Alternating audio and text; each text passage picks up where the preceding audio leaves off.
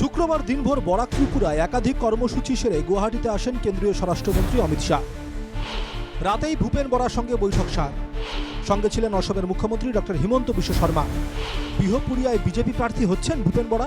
সূত্রের খবর, কেন্দ্রীয় স্বরাষ্ট্রমন্ত্রী ভূপেন বরাকে টিকিটের আশ্বাস দিয়েছেন। স্বাভাবিকভাবেই খুশি প্রাক্তন কংগ্রেস নেতা।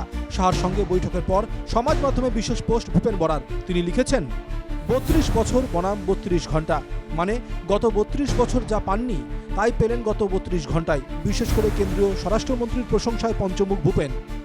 Politician thinks for next election, statesman thinks for next generation.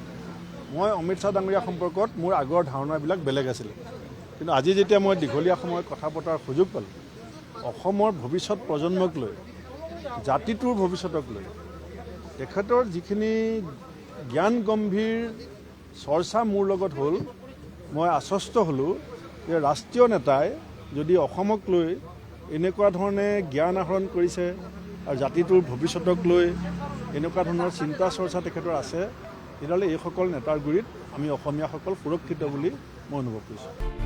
রবিবার আনুষ্ঠানিকভাবে বিজেপিতে যোগ দেবেন ভূপেন বরা। তার আগে উজ্জীবিত ভূপেন বরার হুঙ্কার, 8ই মার্চের মধ্যে কংগ্রেসে ধস নামবে। কোনো জাতীয়তাবাদী নেতা কংগ্রেসে থাকবে না। অসমীয়া হোৱা নাই এতিয়া গৌৰৱ গগৈ পাৰ্কো পানী দি আছে, মানে এতিয়া কংগ্ৰেছী যোনে যায় তেওঁ হাক কৰে।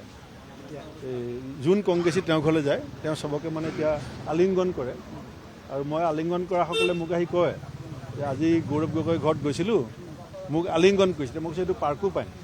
এই যে গৰাখহনীয়া আগে আগে যে ৱাটাৰ ৰিচোৰ্চ ডিপাৰ্টমেণ্টে যে পাৰ্কো পানী দিয়ে খহনীয়া প্ৰতিৰোধ কৰিবৰ কাৰণে, সেইকাৰণে পাৰ্কো পানী দি আছে। এতিয়া 8 মাৰ্চৰ আশে পাশে জাতীয়তাবাদী কোনো কংগ্ৰেছী নেতা APCC আৰত নাথাকে। APCC আৰ ত্যাগ কৰিব তেওঁলোকে 8 মাৰ্চৰ আশে পাশে। মই আপোনাক আজি কৈছোঁ। প্রশ্ন হয়, ভূপেন বরা গত 32 ঘন্টায় কি পেলেন? কেন 32 বছরের সঙ্গে তুলনা? সময় দেবে উত্তর। তবে এই মুহূর্তে ভূপেন নিয়ে বিহপুরিয়াতে বিজেপিতে দেখা দিয়েছে কিছুটা অস্বস্তি।